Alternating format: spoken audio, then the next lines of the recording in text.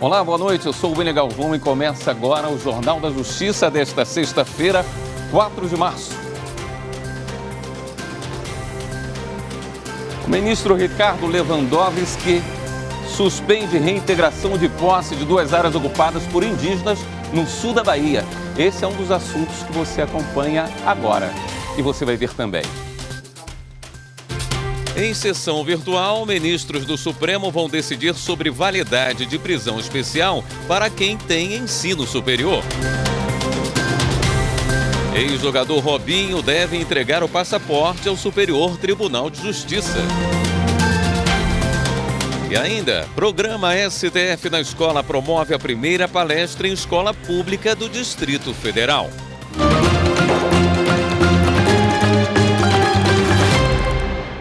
O ministro Ricardo Lewandowski suspendeu a reintegração de posse de 2 áreas ocupadas por indígenas no sul da Bahia. A repórter Viviane Novaes traz mais informações para a gente.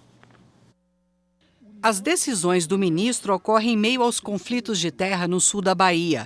Em 4 meses, 3 jovens e uma criança do povo Pataxó foram assassinados. No último dia 17, o juiz Raimundo Bezerra Mariano Neto de Teixeira de Freitas determinou a reintegração de posse em favor dos proprietários da fazenda Santa Rita III. Essa propriedade tinha sido retomada pelos índios da aldeia Alegria Nova, que fica na terra indígena Comexatibá. Também no dia 17, o mesmo juiz admitiu a reintegração de posse a favor do dono da fazenda Marri, de 271 hectares, que fica no município de Itamaraju, na terra indígena Barra Velha do Monte Pascoal. A Defensoria Pública da União pediu e o ministro Ricardo Lewandowski suspendeu a reintegração de posse, tanto da fazenda Santa Rita III quanto da fazenda Marri. Para tomar essa medida, o relator considerou uma decisão do ministro Edson Fachin de 2020. Fachin determinou a suspensão nacional de todos os processos e recursos sobre demarcação de terras indígenas até o final da pandemia de coronavírus, ou então até o julgamento de um recurso extraordinário sobre o assunto com repercussão geral reconhecida. Esse processo discute a definição do Estatuto Jurídico Constitucional das relações de posse das áreas de ocupação tradicional indígena. O plenário do Supremo decidiu que súmula vinculante deve ser revista depois da mudança na lei que embasou a criação da norma. A decisão foi por maioria de votos no julgamento do recurso em que o tema teve repercussão geral reconhecida. A repórter Evelyn Araújo traz os detalhes. O recurso foi da Defensoria Pública do Estado do Rio Grande do Sul contra a decisão do Tribunal de Justiça Gaúcho, que havia determinado a perda de 1/3 dos dias diminuídos da pena de um homem que cometeu uma falta grave durante o cumprimento da sentença.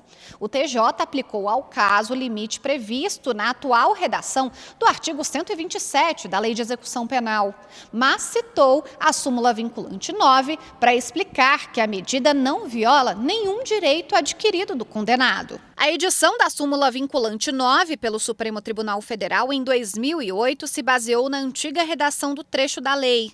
O texto previa que o condenado punido por falta grave perderia o direito à remissão, começando o novo período a partir da data da infração disciplinar. Ocorre que, após a aprovação da súmula, o Congresso Nacional editou a legislação com a alteração.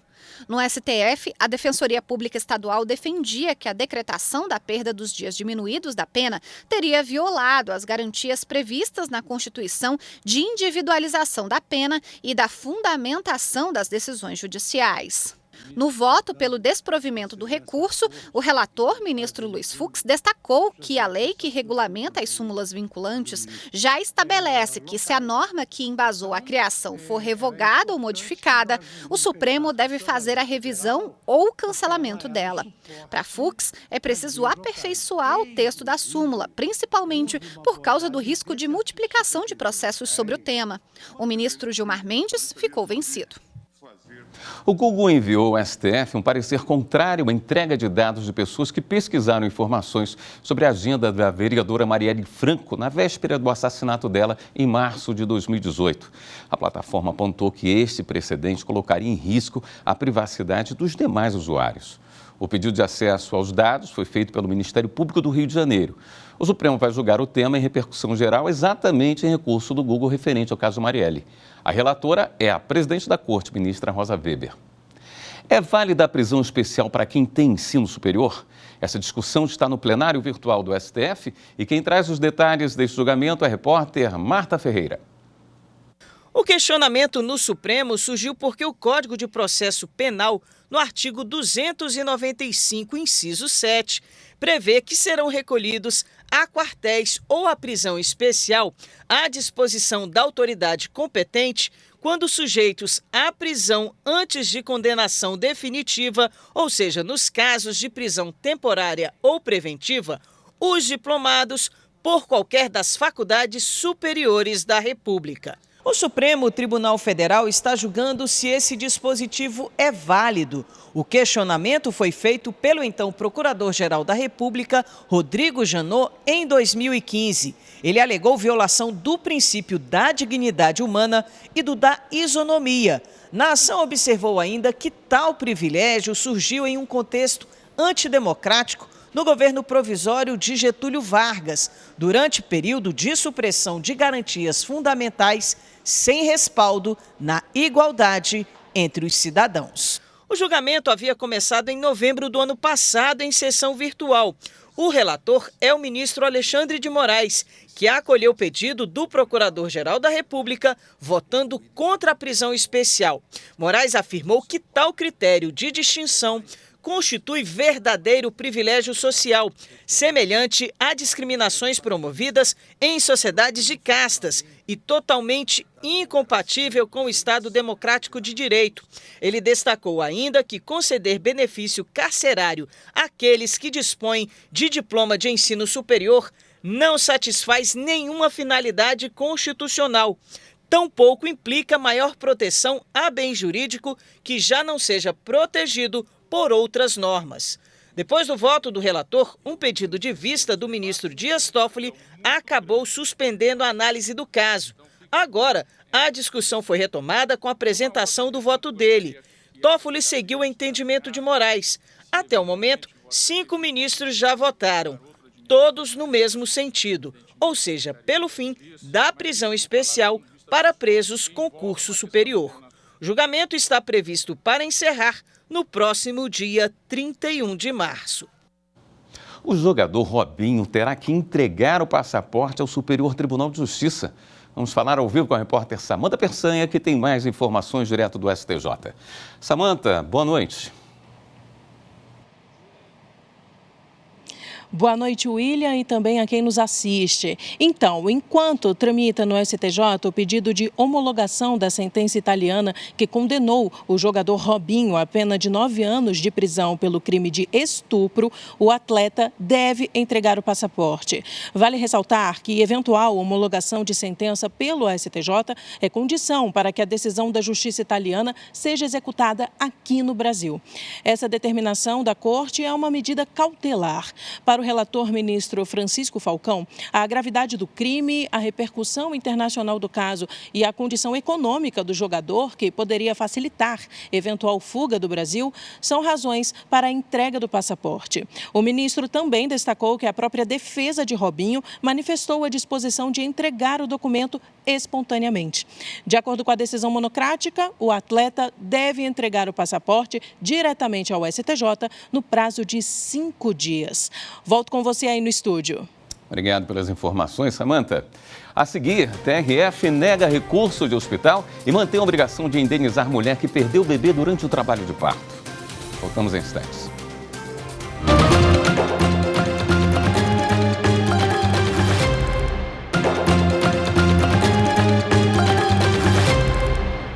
O Tribunal Regional Federal da Primeira Região manteve a condenação da Fundação Universidade de Brasília, que deve indenizar em R$180 mil uma mulher que perdeu o bebê durante o trabalho de parto. Renato Rosa. No recurso apresentado ao TRF1, a Fundação Universidade de Brasília, entre outras questões, alegou que os procedimentos e o acompanhamento da paciente foram realizados de acordo com as normas do hospital e não houve erro médico. Mas, segundo o processo, a perícia médica demonstrou que os problemas poderiam ter sido evitados se não houvesse demora na transferência da paciente da sala de parto, onde foi realizada a tentativa de parto normal, para a sala cirúrgica, em que foi feita a cesariana.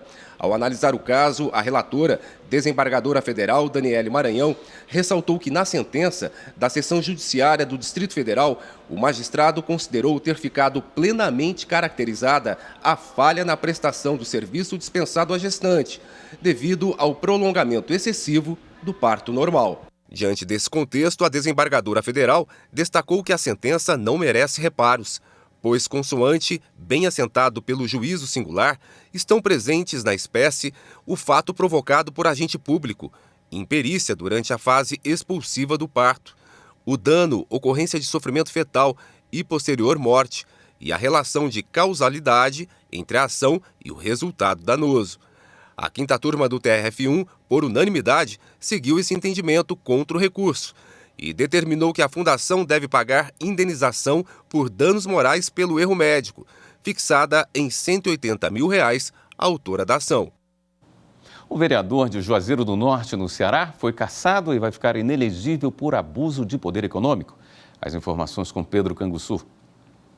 O vereador José David Araújo da Silva, de Juazeiro do Norte, no Ceará, foi cassado por abuso de poder econômico e compra de votos na eleição de 2020. O Ministério Público Eleitoral pediu a cassação do diploma do parlamentar, que foi aceita em primeira instância e pelo Tribunal Regional Eleitoral do Estado. Os ministros negaram o recurso apresentado pelo político. De acordo com o MP eleitoral, o vereador oferecia consultas médicas gratuitas e outros procedimentos em troca de votos. O parlamentar foi condenado em uma ação de investigação judicial eleitoral. O comitê de José foi alvo de busca e apreensão em novembro de 2020 e as autoridades encontraram pelo menos 3 eleitores envolvidos na prática ilícita. O ministro Rogério Sketch Cruz, do Superior Tribunal de Justiça, manteve a condenação de um homem por roubo. Repórter Rafael Porfírio. Segundo depoimentos das vítimas e dos policiais, 3 indivíduos, incluindo uma adolescente, praticaram roubo em um ônibus. Um dos passageiros, desconfiando que a arma usada no roubo fosse de brinquedo, desceu do coletivo e perseguiu os suspeitos. Policiais que faziam ronda no local perceberam a movimentação e se juntaram ao passageiro na perseguição. Um dos autores do roubo foi capturado junto com uma adolescente e o terceiro conseguiu fugir. O reconhecimento dos suspeitos capturados foi feito pelas vítimas dentro da viatura, que conduziu todos até a delegacia. O Tribunal de Justiça do Rio de Janeiro considerou que o procedimento não violou o Código de Processo Penal, pois haveria nos autos outros elementos para justificar a condenação de um dos réus do caso, a mais de 6 anos de reclusão. No STJ, o ministro Rogério Sketch Cruz denegou o habeas corpus, mantendo o acórdão condenatório. Embora tenha considerado falho o reconhecimento pessoal dos suspeitos, o ministro Sketch apontou que a reconstrução dos fatos demonstra que, entre o início da fuga, quando o acusado desceu do ônibus na companhia dos comparsas, e o instante da sua captura, ele nunca saiu da vista de seus perseguidores. A terceira turma do STJ decidiu que a entidade filantrópica deve pagar tarifa de liquidação antecipada de contrato de crédito. Confira na reportagem de Júlia Velar. No caso julgado, uma instituição filantrópica ajuizou ação de repetição de indébito contra a Caixa Econômica Federal após celebrar contrato de concessão de crédito. Em primeira instância, o banco foi condenado a restituir à entidade beneficente os valores pagos a título de tarifa de liquidação antecipada. O Tribunal Regional Federal da Terceira Região reformou a sentença, pois considerou legítima a cobrança da tarifa. O entendimento foi de que pessoas jurídicas, sem fins lucrativos, não estão incluídas na regra da vedação. O recurso especial interposto pela instituição filantrópica teve o provimento negado pela terceira turma do STJ. Segundo a relatora ministra Nancy Andrighi, a vedação à cobrança de tarifa de liquidação antecipada de contratos de crédito não se estende às pessoas jurídicas de caráter filantrópico. A ministra concluiu que as instituições financeiras só estão impedidas de cobrar essa tarifa de pessoas físicas e microempresas ou empresas de pequeno porte, nos termos de resolução do Conselho Monetário Nacional.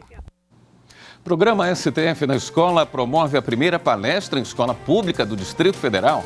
A gente mostra no próximo bloco. Até já.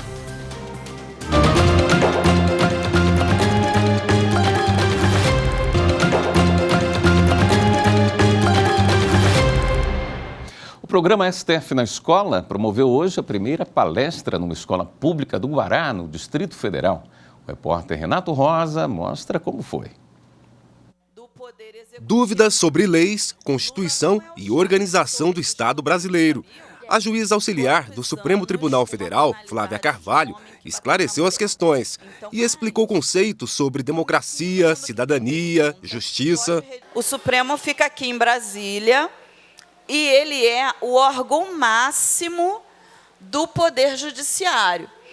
Ele é o órgão que vai tomar conta da Constituição, que é a lei maior do nosso país. A magistrada também lembrou a importância do voto, dos direitos e deveres dos cidadãos. A palestra foi no Centro de Ensino Fundamental 2, no Guará. Segundo os professores, alguns temas já são tratados na sala de aula. Com o programa STF na Escola, os alunos tiveram a oportunidade de aprofundar o conhecimento. O projeto leva informações de forma simples e didática para crianças e adolescentes. A atividade faz parte das ações do Programa de Combate à Desinformação, lançado no mês passado pela presidente do Supremo, ministra Rosa Weber. No fim do encontro, os estudantes receberam cartilhas produzidas pelo tribunal sobre o funcionamento dos poderes. O Judiciário de Mato Grosso retomou as atividades do projeto Papo de Homem para Homem. A intenção é orientar aqueles que cometeram algum tipo de violência doméstica. O repórter Geisa de Oliveira mostra como funciona. Um dia com muitos esclarecimentos, prevenção e muita informação para 71 homens detidos por violência doméstica. O bate-papo foi promovido por membros que atuam no enfrentamento a este tipo de crime. O encontro marcou a abertura dos trabalhos do projeto Papo de Homem para Homem da Polícia Judiciária Civil, que conta com o apoio do Poder Judiciário de Mato Grosso. O curso tem o objetivo de conscientizar os agressores e evitar a reincidência. E na primeira aula, o tema já provocou reflexões. Muitas das vezes, mulheres eram mortas até por um simples jantar ou por um simples almoço que elas não tinham tempo para poder fazer. Então, essa lei Maria da Penha, ela é ótima para poder ajudar as mulheres. Você falar com um tom de voz alterado com uma mulher, ou você destratá-la de certa maneira também é visto como um crime, né? As oficinas com rodas de conversas são coordenadas pela Polícia Civil. O trabalho já é realizado desde 2014 e foi fortalecido em 2022 com a parceria da Justiça Estadual. A união trouxe ainda mais impactos. Em 2022, nós fizemos um atendimento para 314 homens que passaram aqui no nosso Papo de Homem para Homem. E desses, apenas 5,2% voltaram a reincidir. Ou seja, o ciclo da violência doméstica, que é o ponto fundamental que nós queremos fazer com esse projeto, realmente ele tem funcionado. Ele começa a refletir sobre seus atos, porque ele chega aqui se achando vítima.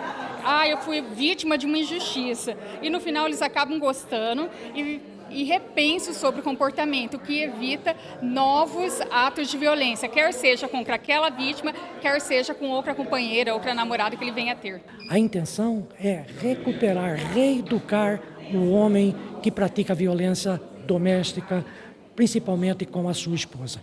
Então, e este é um momento. Então, nós temos que mudar o modelo da cabeça do homem brasileiro para que nós possamos, na próxima geração, termos um país com menos violência dentro dos nossos lares.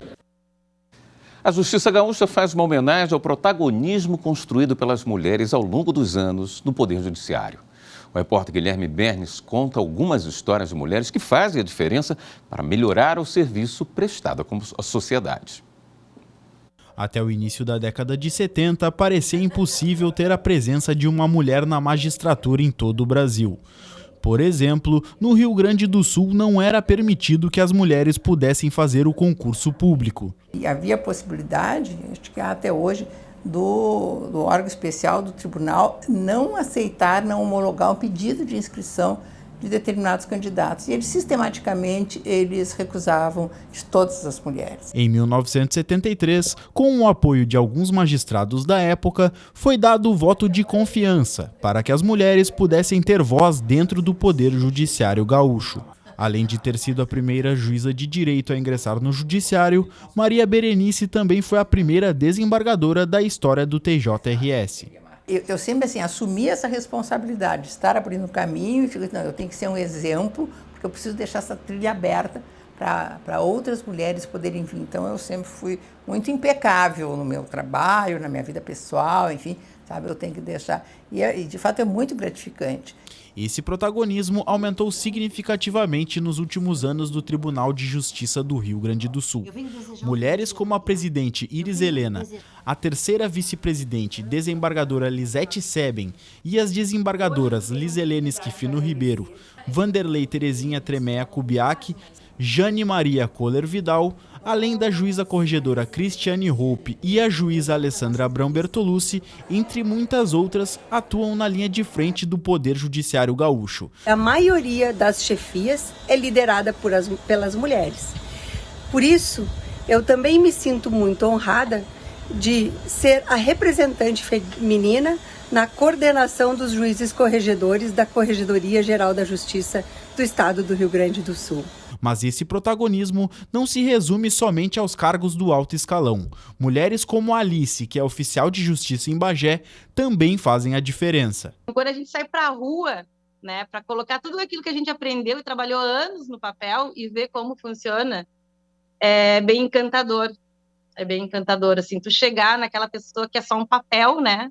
Que tá ali o nome dela escrito e tu conhecer aquela pessoa, tu conhecer as histórias, tu faz parte de uma história, né, ainda na vida dessa pessoa, entendeu? Que procura o judiciário. Então, assim, hoje eu te digo que a minha trajetória é plenamente satisfatória.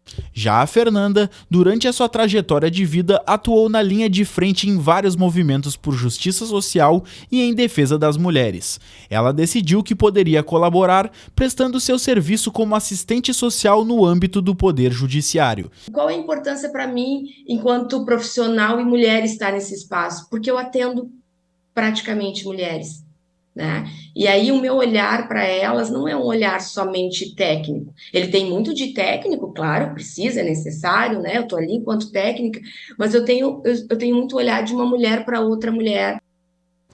Esta edição do Jornal da Justiça fica por aqui. Uma boa noite para você, um ótimo fim de semana.